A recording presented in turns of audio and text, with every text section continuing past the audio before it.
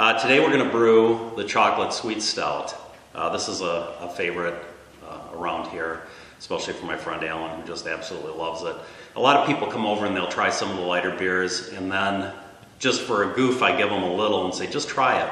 And once they try it, they're kind of hooked because it is so smooth and it has a really nice kind of chocolatey, coffee overtones. It's a really, really good beer. Almost what you consider a dessert beer, I guess, since it's got the unfermentable sugar in it.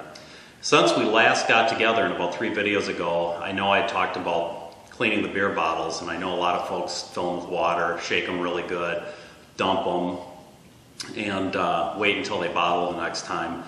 And that works really good for light beers, like some of the light, like the High Life Ale knockoff that I make.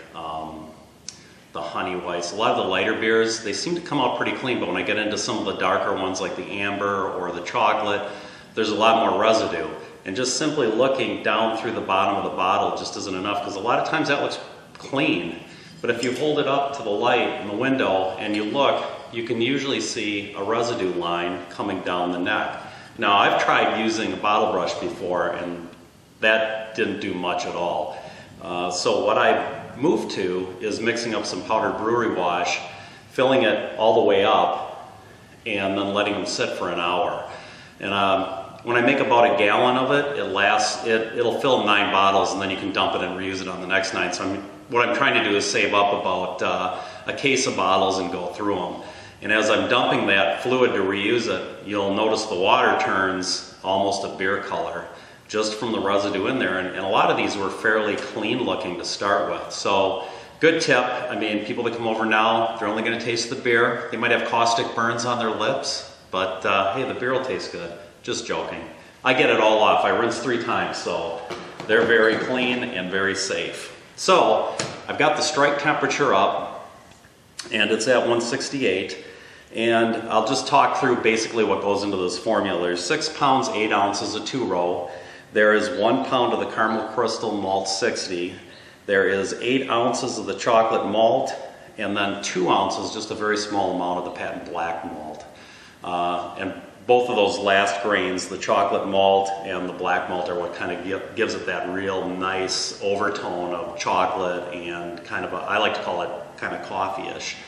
It's not a coffee stout. I'm going to make one of those at some point. I'm doing some research to see what the best way to add the coffee is. So, you also use 1 ounce of Tettnang hops for 60 minutes, and then we'll add the milk, sugar, lactose when there's 30 minutes left in the boil, and then in the last 10 minutes, we're going to add some Cascade hops, 1 ounce. So, let's hit it. Okay, I've already milled the grain, and all I'm going to do now is get it into the water, which is 3 1/4 gallons.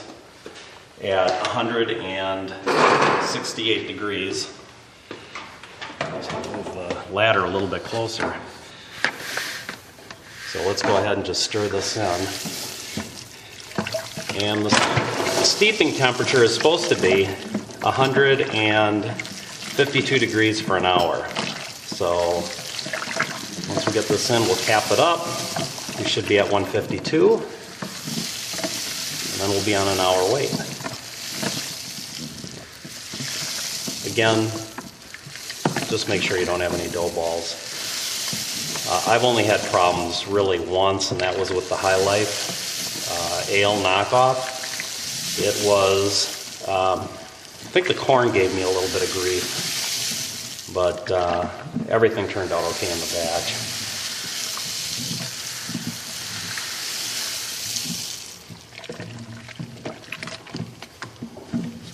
I can smell it already. It smells awesome. It really smells chocolatey.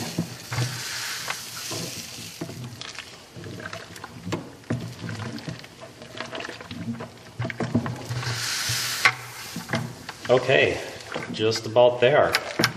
So we're going to let this sit. I'll cap it up. We'll let it sit for an hour, and then we'll come back and start the sparge.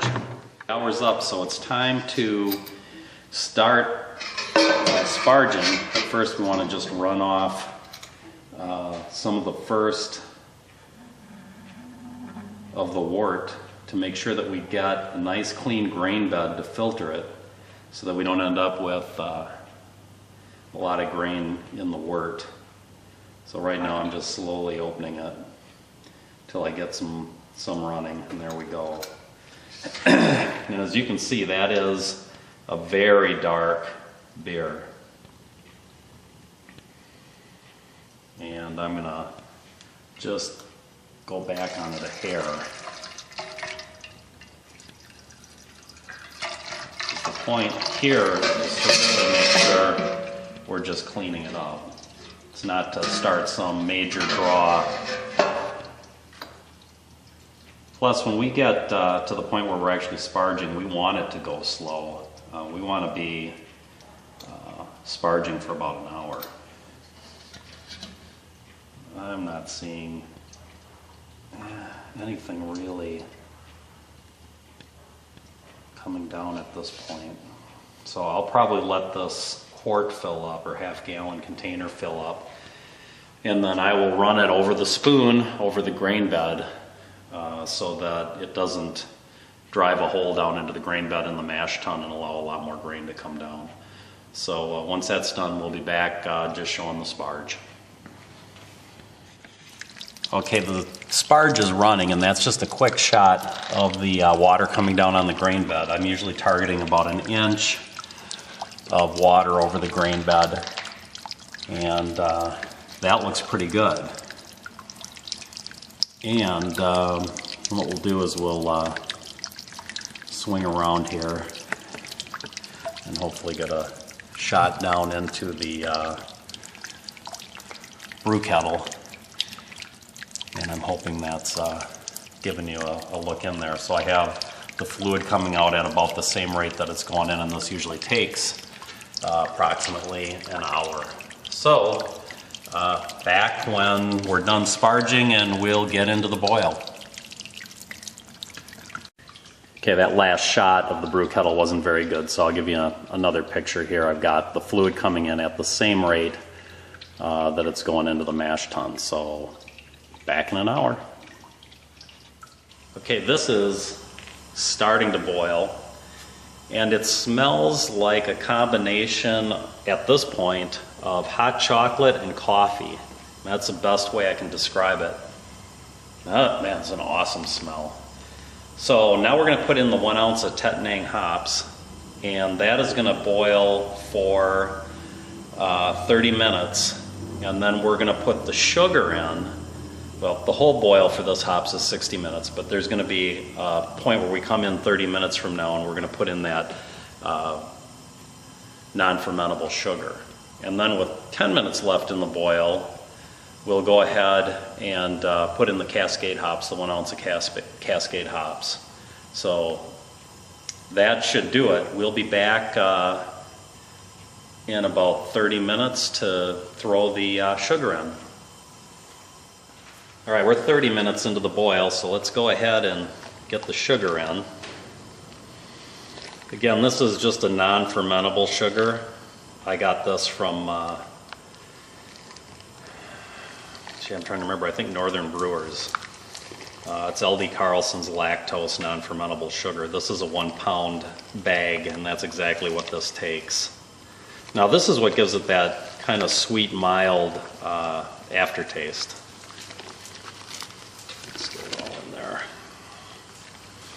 Now we're going to go on a 20-minute boil, and at 20 minutes we'll throw in the Cascade hops, the 1 ounce of Cascade hops, and then there will be a 10-minute boil, and that'll be it. So we'll be back in 20 minutes when we throw in the Cascade hops. Okay, we're ready to aerate the wort.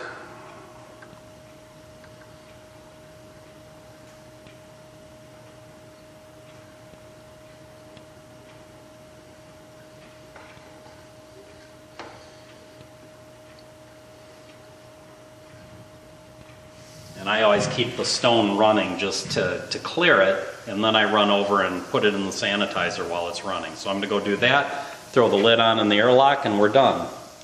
Okay, one thing we didn't talk about is the type of yeast that I'm using for this. It's the London Ale Yeast, 1318.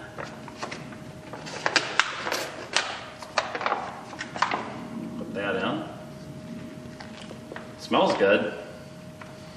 All right. I'm going to now I will throw the lid on in the airlock and back for a quick follow-up. Well, that's it for chocolate stout.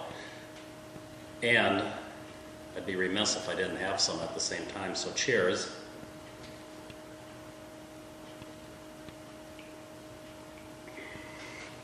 Man, that's an awesome beer. If you make it, I don't think you'll be disappointed. Everything turned out pretty much the way I thought it would. The pre-boil gravity was about spot on. The gravity after the post-boil gravity was a little off, but nothing that I haven't seen before, and I think it may be because that non-fermentable sugar may not be taken into the equation in Beersmith. The only other thing I ran across, I was getting ready to put the airlock in, and filled it with water, had sanitized it, filled it with water. I know some people like to put sanitizer in there. And I was walking over, and down in the stem, I saw some sediment. Now, looked more like a stain, didn't look like grit or anything like that, but right away I knew that's gonna have to get cleaned. So I grabbed a different one, put it on there, took the old one, the one that's dirty, and I have a brush on a thin wire that goes through tubing, which really comes in handy. And I ran it through the airlock, the bottom, cleaned it all out, put it in sanitizer. It's good for next time, but just something you might want to remember when you're looking through your equipment before you do your beer run. Hey, that's it. I hope you guys have a great week. I hope you have a great Homebrew Wednesday. Cheers.